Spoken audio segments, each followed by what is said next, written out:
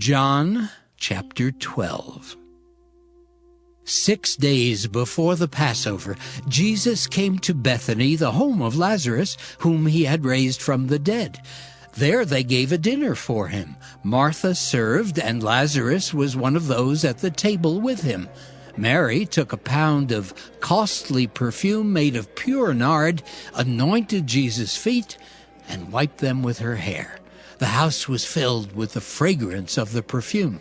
But Judas Iscariot, one of his disciples, the one who was about to betray him, said, "Why was this perfume not sold for 300 denarii, and the money given to the poor?" He said this not because he cared about the poor, but because he was a thief. He kept the common purse and used to steal what was put into it. Jesus said, "Leave her alone. She bought it so that she might keep it for the day of my burial. You always have the poor with you, but you do not always have me."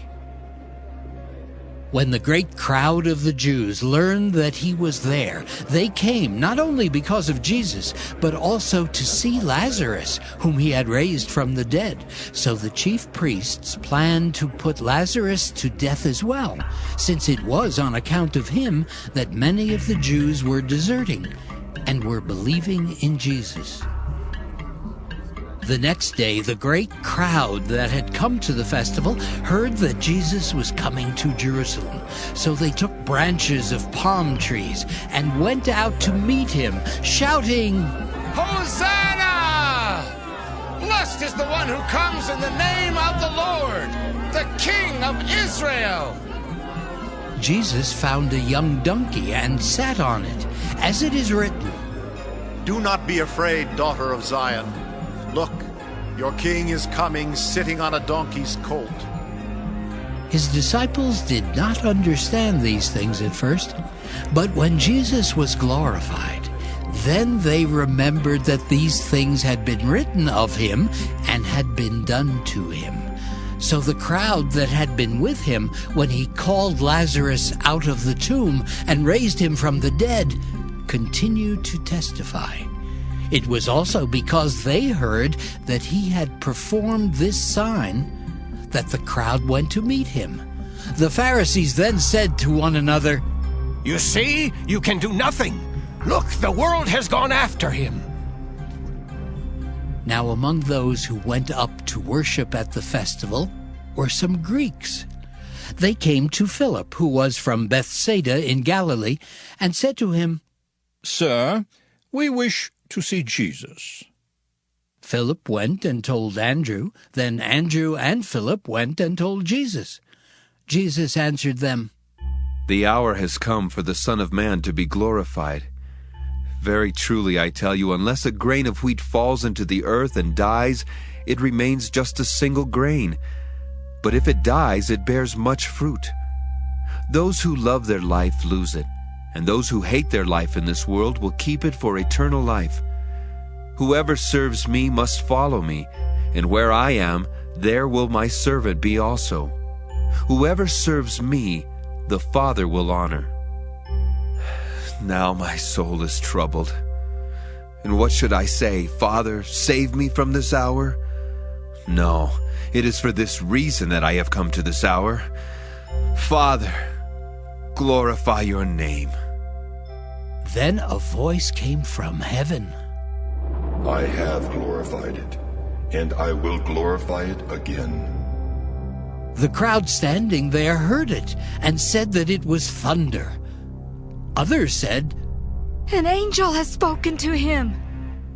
Jesus answered, This voice has come for your sake, not for mine. Now is the judgment of this world. Now the ruler of this world will be driven out. And I, when I am lifted up from the earth, will draw all people to myself." He said this to indicate the kind of death he was to die. The crowd answered him, "We have heard from the law that the Messiah remains forever. How can you say that the Son of Man must be lifted up? Who is this Son of Man?" Jesus said to them, "The light is with you for a little longer. Walk while you have the light, so that the darkness may not overtake you. If you walk in the darkness, you do not know where you are going. While you have the light, believe in the light, so that you may become children of light." After Jesus had said this, he departed and hid from them. Although he had performed so many signs in their presence, they did not believe in him. This was to fulfill the words spoken by the prophet Isaiah. "Lord, who has believed our message, and to whom has the arm of the Lord been revealed?"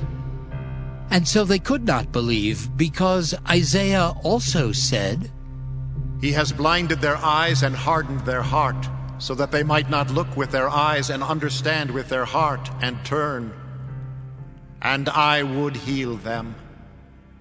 Isaiah said this because he saw his glory and spoke about him. Nevertheless, many, even of the authorities, believed in him. But because of the Pharisees, they did not confess it for fear that they would be put out of the synagogue, for they loved human glory more than the glory that comes from God. Then Jesus cried aloud, "Whoever believes in me, believes not in me, but in him who sent me. And whoever sees me, sees him who sent me. I have come as light into the world, so that everyone who believes in me should not remain in the darkness. I do not judge anyone who hears my words and does not keep them, for I came not to judge the world, but to save the world. The one who rejects me and does not receive my word has a judge. On the last day the word that I have spoken will serve as judge, for I have not spoken on my own, but the Father who sent me has himself given me a commandment about what to say and what to speak. And I know that his commandment is eternal life. What I speak, therefore, I speak just as the Father has told me."